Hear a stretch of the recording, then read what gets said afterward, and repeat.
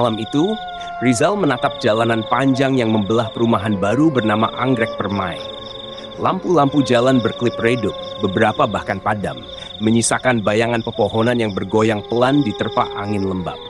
Ia baru saja membawa keluarganya pindah dari Jakarta, berharap kehidupan baru di kota kecil ini bisa memperbaiki segalanya.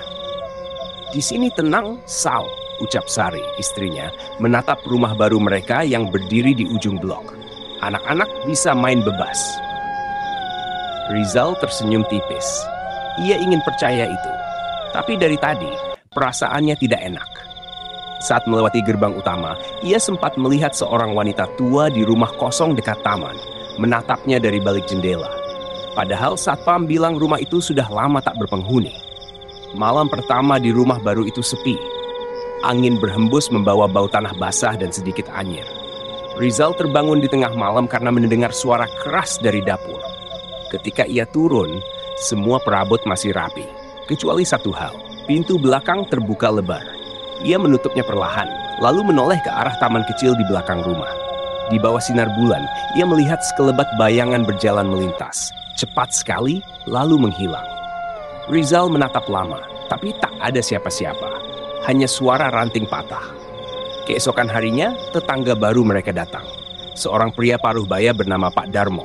Ia ramah, tapi matanya seperti menyimpan sesuatu. "Selamat datang di Anggrek Permai, Pak Rizal," katanya sambil menepuk bahu. "Cuma hati-hati aja, jangan suka keluar malam. Kadang ada yang suka jalan-jalan sendiri." Rizal mengerutkan kening. Maksudnya, Pak Darmo tersenyum kecil tapi tak menjawab. Malam berikutnya, suara itu datang lagi. Dari dapur, dari arah taman. Dan kali ini Rizal melihatnya lebih jelas. Seorang perempuan berambut panjang berdiri di dekat pohon mangga belakang rumahnya, diam dengan pakaian putih kusam dan wajah yang tidak sepenuhnya utuh. Sejak malam itu, Rizal tak bisa tidur nyenyak. Setiap kali ia memejamkan mata, bayangan perempuan di dekat pohon mangga itu muncul lagi. Diam, tanpa suara, tapi seolah menatap langsung ke arah kamar mereka di lantai 2. Sari sempat menegur, "Kamu kenapa, Sal? Kelihatan capek banget." Rizal hanya menjawab pendek, "Gak apa-apa, mungkin belum terbiasa aja di tempat baru." Namun dalam hatinya, ia tahu ada yang salah. Hari itu, anak mereka yang masih kecil, Dinda, menjerit dari taman belakang. Saat Rizal berlari, Dinda sudah berdiri pucat sambil menunjuk tanah. Di sana, mainan boneka kecilnya terkubur setengah, penuh tanah basah, seolah baru saja dikubur seseorang. "Siapa yang ngelakuin ini?" tanya Rizal menatap sekeliling. Tapi taman sepi. Dinda hanya menunjuk ke arah rumah kosong di sebelah kanan. "Om yang di jendela, Pak, dia yang taruh." Rizal menatap ke sana. Tidak ada siapapun. Rumah itu gelap, tirainya robek, dan kaca jendelanya berdebu. Tapi di balik kegelapan itu, Rizal merasa ada sesuatu yang memperhatikannya. Malam harinya, suara langkah kaki terdengar dari atap. Sari terbangun menatap Rizal dengan wajah tegang. "Itu tikus ya?" bisiknya. Rizal hanya mengangguk, padahal ia tahu langkah itu terlalu berat untuk seekor tikus. Langkah itu pelan, teratur, lalu berhenti tepat di atas kamar mereka. Sekitar tengah malam, listrik mendadak padam. Rumah menjadi gelap total. Rizal mengambil senter dan menuruni tangga perlahan. Suara langkah tadi kini terdengar dari arah dapur. Ketika cahaya senter menyorot pintu belakang, ia melihat pintu itu terbuka lagi. Dan sosok perempuan berambut panjang tadi berdiri di ambang, menunduk. Rambutnya basah, dan dari ujung jarinya menetes sesuatu yang hitam pekat ke lantai. Rizal mematung. Ia ingin berteriak, tapi suaranya lenyap. Perempuan itu perlahan mengangkat wajahnya. Matanya kosong lenyap. Perempuan itu perlahan mengangkat wajahnya. Matanya kosong. Mulutnya sobek lebar sampai ke pipi. Lalu ia berkata dengan suara serak seperti bisikan air. "Kenapa kalian datang ke sini?" Cahaya senter bergetar di tangan Rizal. Begitu ia berkedip, sosok itu menghilang, menyisakan pintu yang kini tertutup rapat dan bau busuk yang menyesakkan dada. Keesokan paginya, Sari melihat Rizal termenung di teras. Matanya merah, wajahnya pucat, dan kopi di tangannya sudah dingin. "Aku lihat dia lagi, Sar," ucapnya pelan. Perempuan itu, Sari menatap suaminya khawatir, tapi mencoba tetap tenang. "Udah, jangan dipikirin. Mungkin cuma mimpi." Namun suara ribut dari rumah sebelah tiba-tiba memecah pagi. Beberapa warga berlarian ke arah sana. Rizal dan Sari ikut menghampiri. Di depan rumah kosong itu, polisi berdiri memasang garis kuning. Bau busuk menyengat keluar dari dalam. Katanya, mayat udah berhari-hari di dalam, bisik salah satu tetangga. Perempuan, sendirian, suaminya ninggalin. Rizal terdiam. Ia menatap jendela rumah itu, tempat Dinda pernah bilang melihat Om di jendela. Tapi di kaca yang buram itu ia justru melihat pantulan samar wajah perempuan yang ia lihat malam tadi. Bibirnya sobek, matanya kosong. Dan kali ini ia tersenyum padanya. Malamnya, suasana di rumah berubah dingin. Dinda demam tinggi dan terus mengigau. "Jangan biarin dia masuk, Pak. Dia mau ambil aku." Rizal memeluk anaknya erat. Keringat dingin membasahi pelipisnya. Tengah malam, suara langkah kaki terdengar lagi. Kali ini dari dalam rumah. Bukan atap, bukan dapur, tapi dari ruang tamu. Rizal turun perlahan. Cahaya lampu remang membuat bayangan kursi dan meja tampak aneh. Di tengah ruangan, pintu utama terbuka sedikit. Angin malam meniup tirai perlahan. Ketika ia mendekat, seseorang mengetuk pelan dari luar. 3 kali. Pelan, teratur, lalu berhenti. Rizal membuka pintu perlahan. Tidak ada siapa-siapa di luar, hanya halaman gelap dan kabut tipis. Tapi begitu ia menoleh ke bawah, ada bekas kaki basah di lantai teras. Kecil seperti langkah seorang anak, dan jejak itu mengarah masuk menuju kamar Dinda. Rizal berlari secepatnya. Tapi ketika sampai di kamar, Dinda sudah duduk di ujung ranjang. Rizal menahan napas. Matanya menatap ke arah bawah tempat tidur Dinda, di mana rambut panjang itu tergerai menyentuh lantai. Udara di kamar seketika menjadi berat dan lembab, seperti ada sesuatu yang menekan dari segala arah. "Dinda, jangan gerak," bisik Rizal pelan. Tapi Dinda justru memejamkan mata erat dan menggigil. Dari bawah ranjang terdengar suara napas berat, pelan tapi dalam, seperti seseorang yang menahan amarah. Rizal menunduk perlahan, senter di tangannya bergetar. Cahaya kecil itu menyorot ke celah bawah tempat tidur, dan saat itu juga sesuatu bergerak cepat.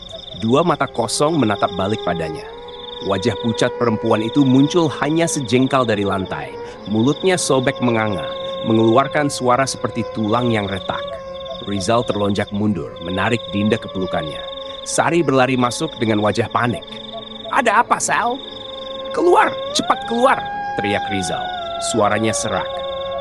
Tapi sebelum mereka sempat lari, pintu kamar menutup dengan keras. Semua lampu padam. Dalam kegelapan, mereka bisa mendengar sesuatu menyeret diri keluar dari bawah ranjang. Suara kain diseret di lantai, disusul bunyi kuku mencakar kayu. Sari memeluk Dinda erat, menangis ketakutan. "Tolong Rizal." Rizal menyalakan senter lagi, tapi cahaya hanya menyorot dinding penuh bercak hitam. Saat ia berbalik, sosok perempuan itu berdiri di depan mereka. Begitu dekat, begitu nyata. Rambutnya menutupi sebagian wajah, tapi dari sela rambut itu tampak luka besar di lehernya. "Kenapa kalian masuk ke rumahku?" katanya dengan suara serak, setiap kata disertai tetesan darah hitam dari bibirnya. Rizal hanya bisa mundur perlahan, tubuhnya kaku. Tapi ketika ia mencoba menarik Sari keluar lewat jendela, sosok itu berteriak, suara panjang, tinggi, memecah udara. Kaca jendela bergetar, lampu gantung berayun sendiri. Tiba-tiba semua berhenti. Sunyi. Rizal menatap sekeliling. Sosok itu menghilang. Dinda terisak pelan di pelukan Sari. Perlahan, Rizal membuka pintu kamar dan mengajak keluarganya keluar. Mereka lari ke rumah Pak Darmo di ujung blok. Pak Darmo langsung menatap mereka dengan wajah serius. "Kalian udah lihat dia ya?" Rizal menelan ludah, tak mampu bicara. "Perempuan itu dulu tinggal di rumah sebelah kalian," lanjut Pak Darmo lirih. "Mati gantung diri setelah suaminya kabur. Tapi orang bilang, jasadnya nggak langsung dikubur. 3 hari baru ditemukan. Dan sejak itu, rumahnya nggak pernah tenang." Rizal menunduk. Kini ia tahu, apapun yang menghuni perumahan ini, bukan cuma sekadar arwah penasaran, tapi sesuatu yang ingin mereka pergi atau ikut bersama selamanya. Pagi itu, sinar matahari tak banyak membantu. Meskipun langit tampak cerah, suasana di perumahan anggrek permai tetap terasa muram. Orang-orang beraktivitas seperti biasa, tapi setiap kali Rizal lewat, mereka menatap dengan tatapan aneh, campuran iba dan takut.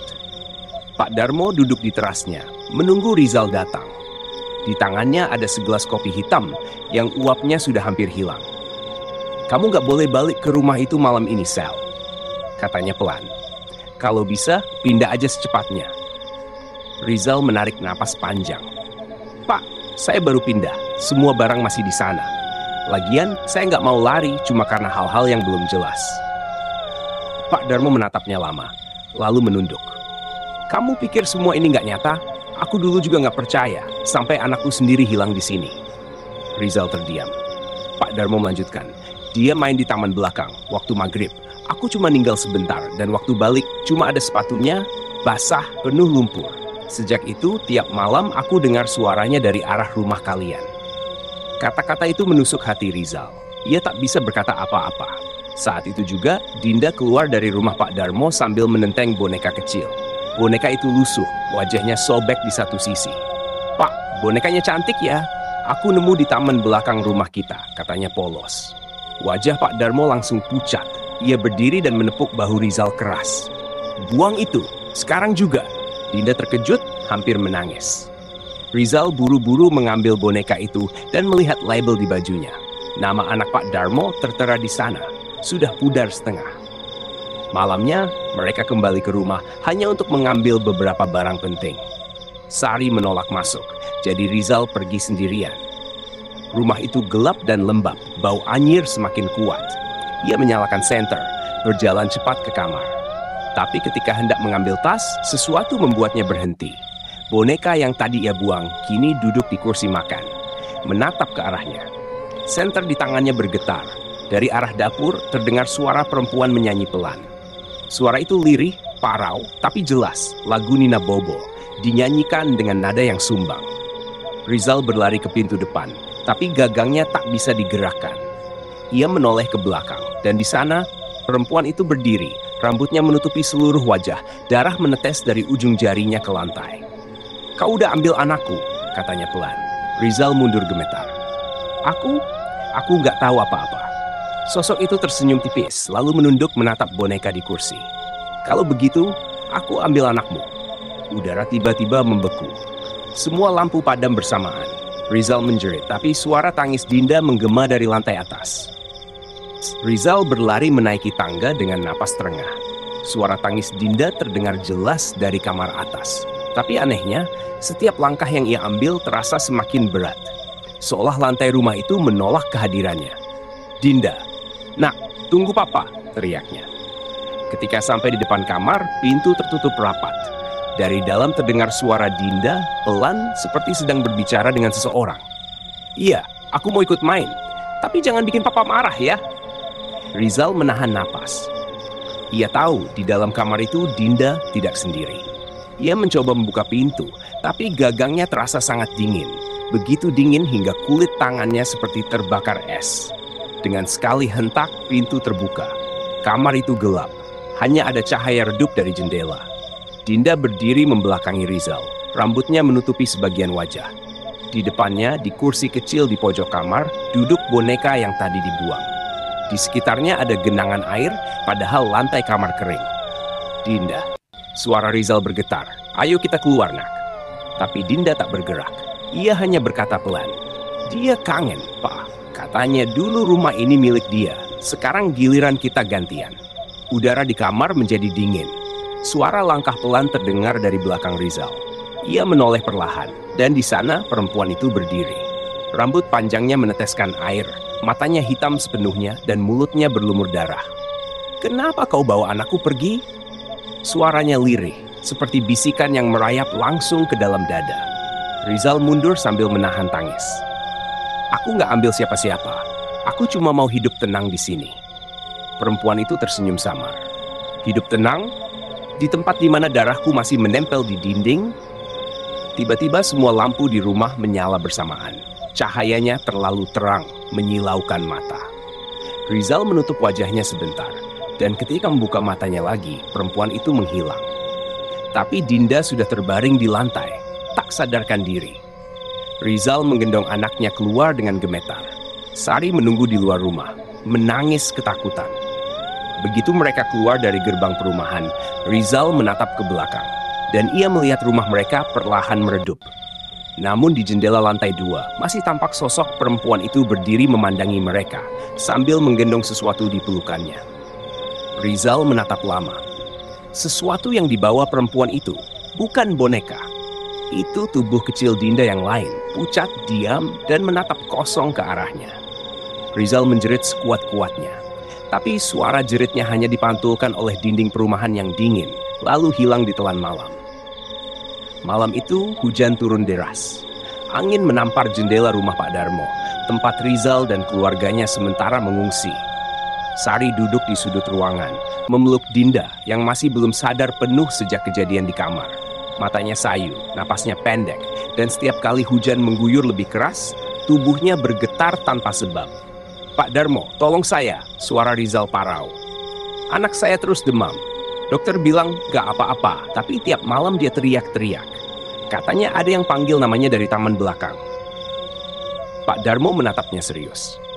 "Dia belum selesai, Sal. Arwah itu belum tenang. Rumah itu masih miliknya." Rizal menatap keluar jendela. Dari kejauhan, rumahnya tampak gelap, tapi di salah satu jendela atas ada cahaya samar berwarna kekuningan, berayun pelan seperti lampu minyak. "Aku harus kembali," katanya mantap. Sari langsung menangis. "Jangan, Sal, tolong jangan balik ke sana."